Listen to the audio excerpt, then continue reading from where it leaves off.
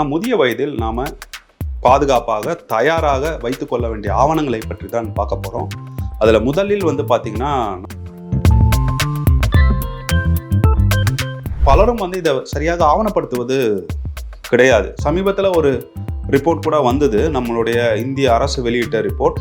நாம கிளைம் பண்ணாத பணமே பல லட்சம் கோடிகள் இந்திய வங்கியில் இருக்கு அப்படின்னு சொல்லிட்டு ஒரு தகவல் வந்தது. அதாவது இந்த மாதிரி சொத்துக்களை வாங்குறோம், அந்த சொத்துக்களை நாம சரியாக நம்ம அடுத்த தலைமுறைக்கு கொடுக்காமல் தெரிவிக்காமல் வைத்துவிட்டு போகிறோம். அப்படி வைத்துவிட்டு போவதால் அந்த பணம் எல்லாமே வங்கியில தங்கிடுச்சு அப்படிங்கிற ஒரு நிலை ஏற்பட்டு இருக்கு. இது மியூச்சுவல் ஃபண்ட்ஸ்லயும் நடக்கும்.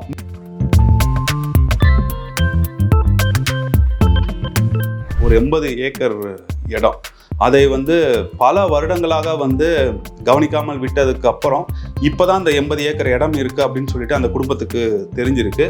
இப்போ அந்த குடும்பம் பெரிய அளவில் வளர்ச்சி அடைஞ்சிருச்சு. அதில் ஒரு 200-300 பேர் இருக்காங்க. இப்போ அந்த சொத்தை என்ன பண்ணணும்னு தெரியாம எல்லாரும் முழிச்சிட்டு இருக்காங்க.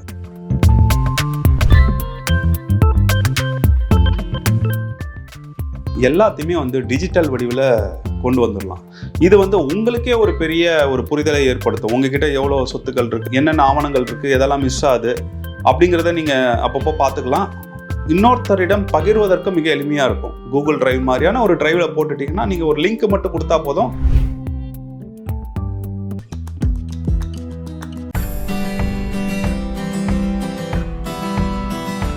பூங்காற்று நேயர்களுக்கு வணக்கம். நான் PC பாலாசிங், நிதி ஆலோசகர். முதுமையில் நிதி நலனை பற்றி பேசி கொண்டு வருகிறோம். இந்த வீடியோவில் எதை பற்றி பார்க்க போகிறோம் அப்படின்னா, முதிய வயதில் நாம் பாதுகாப்பாக தயாராக வைத்துக்கொள்ள வேண்டிய ஆவணங்களை பற்றி தான் பார்க்க போகிறோம். அதில் முதலில் பார்த்திங்கன்னா நம்ம ஐடென்டிட்டிக்கான ஆவணங்கள், நம்மளுடைய Aadhaar card, PAN card, passport, இதை மூணையும் நம்ம எடுக்கக்கூடிய இடத்துல வைத்துக்கொள்ள வேண்டும், பார்வைக்கு வைத்துக்கொள்ள வேண்டும். மிக முக்கியமாக அப்டேட் பண்ணி வைத்துக்கொள்ள வேண்டும். பலருக்கும் பார்த்திங்கன்னா பாஸ்போர்ட்டில் ஒரு நேம் இருக்கும், பேன் கார்டில் ஒரு நேம் இருக்கும், ஆதார் கார்டில் ஒரு நேம் இருக்கும், அட்ரஸ் மிஸ்மேட்ச் இருக்கும், இப்படி பல சிக்கல்கள் இருக்கும். ஸோ சரியான ஆவணங்களை வைத்துக்கொள்ள வேண்டும் அப்படின்னு சொல்லும்போது அது சரிபார்க்கப்பட்ட ஆவணமாகவும் இருக்கணும் அப்படிங்கிற அளவுலையும் நம்ம புரிந்து கொள்ள வேண்டும். ஸோ இந்த ஐடென்டிட்டி சம்மந்தமான ஆவணங்களை நாம் எப்போதுமே தயாராக வைத்துக்கொள்ள வேண்டும். இதை சொல்லலாமான்னு எனக்கு தெரியல, பட் அதையும் நான் சொல்லிடுறேன். நமக்கு நம் மறைவுக்கு பின்பு நம்மளை இடுகாட்டில் எரிக்கணும் அப்படின்னாலுமே ஆதார் கார்டு மிக முக்கியமாக கேட்கப்படுகிறது. ஸோ அந்த அளவுக்கு இது ஒரு முக்கியமான ஆவணம்.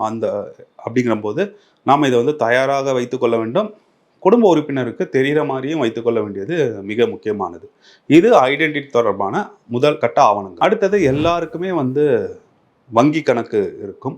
ஸோ உங்களுடைய வங்கி கணக்குகள் பற்றின தகவல்கள், அதை பற்றின ஆவணங்கள், அது பாஸ்புக்காக இருக்கலாம், செக் புக்காக இருக்கலாம், அதை நீங்கள் வைத்துக்கொள்ள வேண்டும்.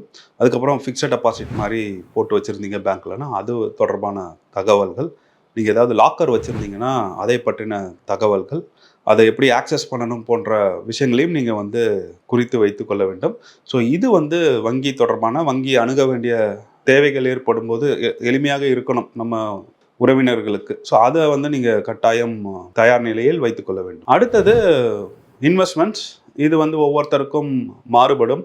இப்போ என்ன அப்படின்னா, பலரும் பல இன்ஸ்ட்ருமெண்ட்ஸுக்கு அறிமுகமாகறாங்க. ஸோ பல இடங்களில் வாங்கி வச்சிடுறாங்க. இப்போ நீங்கள் ஒரு ஃபோனை எடுத்து ஒரு ஆப்பை ஓப்பன் பண்ணிங்கன்னா அந்த ஆப்பில் இருந்து ஒரு 10 நிமிஷத்தில் டிமாட் அக்கௌண்ட் ஓப்பன் பண்ணிடலாம். அடுத்த 5வது நிமிஷம் நீங்கள் ஷேர்ஸ் வாங்கிடலாம். ஸோ இப்படிலாம் பல பேரும் இன்வெஸ்ட் பண்ணி டிஜிட்டலாகவே பண்ணும்போது ஃபிசிக்கலாகவும் நிறையா இன்வெஸ்ட்மெண்ட்ஸ் பண்ணுறாங்க. ஆனால் பலரும் இதை சரியாக ஆவணப்படுத்துவது கிடையாது. சமீபத்தில் ஒரு ரிப்போர்ட் கூட வந்தது, நம்மளுடைய இந்திய அரசு வெளியிட்ட ரிப்போர்ட். நாம் கிளைம் பண்ணாத பணமே பல லட்சம் கோடிகள் இந்திய வங்கியில் இருக்குது அப்படின்னு சொல்லிட்டு ஒரு தகவல் வந்தது. அதாவது இந்த மாதிரி சொத்துக்களை வாங்குகிறோம், அந்த சொத்துக்களை நாம் சரியாக நம்ம அடுத்த தலைமுறைக்கு கொடுக்காமல் தெரிவிக்காமல் வைத்துவிட்டு போகிறோம். அப்படி வைத்துவிட்டு போவதால் அந்த பணம் எல்லாமே வங்கியில் தங்கிடுச்சு அப்படிங்கிற ஒரு நிலை ஏற்பட்டு இருக்கு. இது மியூச்சுவல் ஃபண்ட்ஸ்லையும் நடக்கும். மியூச்சுவல் ஃபண்ட்ஸ்லையும் நம்ம பணம் முதலீடு பண்ணுவோம். யார்கிட்டையும் சொல்லலைன்னா அந்த பணம் அங்கேயே இருக்கும். யாருமே நம்ம வீட்டுக்கு உங்கள் பணம் இவ்வளோ இருக்குது, இதை நீங்கள் எடுத்துக்கோங்கன்னு சொல்ல போகிறது கிடையாது. அஃப்கோர்ஸ் இதுக்கு பல நடவடிக்கைகள் எடுத்திருக்காங்க. நம்ம பேன் கார்டை போட்டாலே எந்தெந்த இடத்துல பணம் இருக்குது அப்படின்னு சொல்கிற நிலைக்கெல்லாம் இப்போ வந்துட்டோம். பட் அந்த அளவுக்கு போக வேணாம். அதெல்லாமே கூட ஒரு சான்ஸ் மாதிரி தான். ஒரு லக்கில் யாருக்கோ நம்ம உறவினருக்கு தெரியும், நம்ம மறைவுக்கு பிறகு அப்படின்னு சொல்லலாம். ஸோ அந்த மாதிரியான சூழ்நிலை வரக்கூடாது அப்படிங்கிறக்காக உங்களோட இன்வெஸ்ட்மெண்ட் என்ன வேணா இருக்கட்டும், ஷேர்ஸாக இருக்கட்டும், மியூச்சுவல் ஃபண்ட்ஸாக இருக்கட்டும், ஃபிக்ஸட் டெபாசிட்டாக இருக்கட்டும், சீனியர் சூப்பர் சேவிங்ஸ் ஸ்கீமாக இருக்கட்டும், வேறு ஏதாவது பென்ஷன் ஃபண்ட்ஸாக இருக்கட்டும், இதெல்லாமே வந்து நீங்கள் ஒரு இடத்துல ஒருங்கிணைத்து ஆவணப்படுத்தி வைக்க வேண்டும். அதை யாருக்கிட்டையாவது சொல்லணும், நம்மளுடைய நெருங்கிய உறவினர்கள்கிட்ட சொல்லணும் அப்படிங்கிற அளவில் புரிஞ்சுக்கோங்க. இது ரொம்ப ரொம்ப ஒரு முக்கியமான ஸ்டெப். இதில் வந்து இடம் சம்மந்தப்பட்ட ஆவணங்களையும் நீங்கள் சேர்த்துக்கோங்க. இடம் சம்மந்தப்பட்ட ஆவணங்களை இங்கே பல பேருக்கு படிக்கவே தெரியல, அதை எப்படி புரிஞ்சுக்கணும் கூட தெரியல. அப்படியான ஒரு தலைமுறைக்கு நம்ம வந்திருக்கோம். ஸோ இடங்களை வாங்கி போடுறாங்க. நிறைய இடங்களை நம்ம பார்க்குறோம். அனாமத்து இடம் அப்படின்னு சொல்லுவாங்க, வாங்கி போட்டிருப்பாங்க. ஆனால் அதை வந்து அவர்கள் போய் உரிமை கொண்டாட மாட்டாங்க. சமீபத்தில் எங்களுக்கு ஒரு கேஸ் வந்தது. ஒரு 80 ஏக்கர் இடம், அதை வந்து பல வருடங்களாக வந்து கவனிக்காமல் விட்டதுக்கு அப்புறம் இப்போ தான் அந்த 80 ஏக்கர் இடம் இருக்குது அப்படின்னு சொல்லிட்டு அந்த குடும்பத்துக்கு தெரிஞ்சிருக்கு. இப்போ அந்த குடும்பம் வந்து பெரிய அளவில் வளர்ச்சி அடைஞ்சிருச்சு. அதில் வந்து ஒரு 200-300 பேர் இருக்காங்க. இப்போ அந்த சொத்தை என்ன பண்ணணும்னு தெரியாமல் எல்லாரும் முழிச்சிட்டு இருக்காங்க. ஸோ இந்த மாதிரி இதுவாது பரவாயில்ல, கண்டுபிடிச்சிட்டாங்க இந்த மாதிரி இடம் இருக்குன்னு. ஆனால் இது மாதிரி தங்களுக்கு இந்த மாதிரியான இடம் இருக்குது அப்படிங்கிறதே தெரியாமல் பல இடங்கள் வந்து வீணாக ஆகுது அப்படின்னு சொல்லுவாங்க. இதுக்கு மிக முக்கியமான காரணம் இன்வெஸ்ட்மெண்ட் தொடர்பான ஆவணங்களை நாம சரியாக மேலாண்மை செய்வது கிடையாது. அதை மேலாண்மை செய்வதும் கிடையாது, யாருக்கும் தெரியப்படுத்துவதும் கிடையாது. ஸோ இது ரொம்ப ரொம்ப முக்கியமான ஒரு செயல்பாடாக நான் பார்க்குறேன். முதலீடு தொடர்பான ஆவணங்களை ஒருங்கிணைத்து வைப்பது. அடுத்தது இதைத்தான் நான் ஃபர்ஸ்ட் சொல்லியிருக்கணும், காப்பீடு, இன்சூரன்ஸ். முக்கியமாக முதல்ல ஹெல்த் இன்சூரன்ஸ் எடுத்திருக்கணும். டேர்ம் இன்சூரன்ஸ் நமக்கு ஒரு 60 வயது ஆயிடுச்சுன்னா தேவை கிடையாது. சில பேர் 85 வயது வரைக்கும் கூட எடுத்து வச்சிருக்காங்க. ஸோ அப்படி இருந்தால் அந்த ஆவணத்தையும் நம்ம வந்து எல்லாருக்கும் தெரிகிற மாதிரி வைக்கணும். குறிப்பிட்ட இதில் நம்ம ஹெல்த் இன்சூரன்ஸையும் சொல்லலாம்.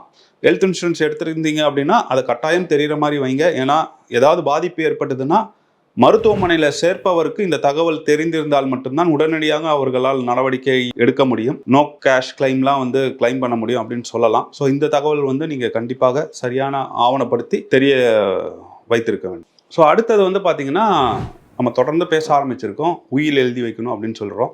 ஸோ நீங்கள் உயில் எழுதிருந்தீங்கன்னா அதை வந்து ஆவணப்படுத்தி வைக்கணும். வேறு ஏதாவது பவர் ஆஃப் அட்டானி மாதிரி கொடுத்து வச்சுருந்தீங்க அப்படின்னா அதையும் வந்து குறிப்பிட்டு எழுதி வைக்கணும். இப்போ இவ்வளோ ஆவணங்கள் நம்ம பார்த்துருக்கோம், ஒன்றொன்றுமே முக்கியம். இதில் மிக முக்கியம் ஆவணப்படுத்துவது அப்படின்னு சொல்கிறோம். எப்படி ஆவணப்படுத்துவது அப்படிங்கிறதும் இருக்குது. பேப்பர்ஸாக நம்ம வச்சுருந்தா பல நேரங்களில் அது பலருக்கும் தெரியாமல் போகலாம். ஸோ நீங்கள் என்ன பண்ணலாம், எல்லாத்தையுமே வந்து டிஜிட்டல் வடிவில் கொண்டு வந்துடலாம். இது வந்து உங்களுக்கே ஒரு பெரிய ஒரு புரிதலை ஏற்படுத்தும். உங்ககிட்ட எவ்வளோ சொத்துக்கள் இருக்குது, எவ்வளோ லைபிலிட்டி இருக்காது மோஸ்ட்லி இந்த வயதில் இருந்தால் அதையும் நீங்கள் கொண்டு வந்துடலாம். என்னென்ன ஆவணங்கள் இருக்குது, எதெல்லாம் மிஸ் ஆகுது அப்படிங்கிறத நீங்கள் அப்பப்போ பார்த்துக்கலாம். இன்னொருத்தரிடம் பகிர்வதற்கு மிக எளிமையாக இருக்கும். கூகுள் டிரைவ் மாதிரியான ஒரு டிரைவில் போட்டுட்டிங்கன்னா நீங்கள் ஒரு லிங்க் மட்டும் கொடுத்தா போதும், அவர்கள் வந்து என்னென்ன ஆவணங்கள் இருக்குது அப்படின்னு பார்த்துருவாங்க. இது எளிமையாக செய்யக்கூடிய ஒரு விஷயம், பல சிக்கல்களை தடுக்கக்கூடிய ஒரு விஷயம்.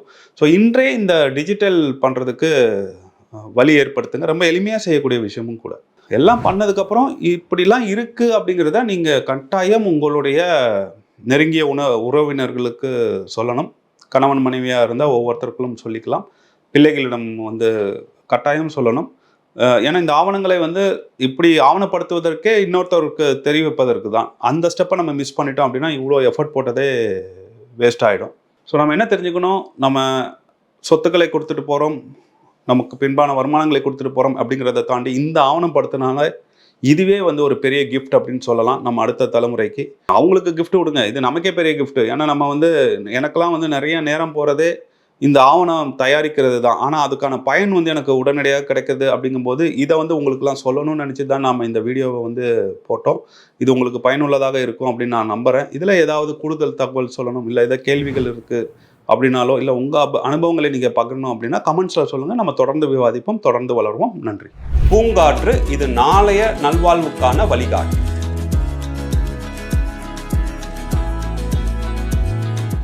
தொடர்ந்து எங்களோட வீடியோக்களை பார்க்குறதுக்கு பூங்காற்று சேனலை சப்ஸ்கிரைப் பண்ணுங்கள் அண்ட் ஃபாலோ பண்ணிடுங்க.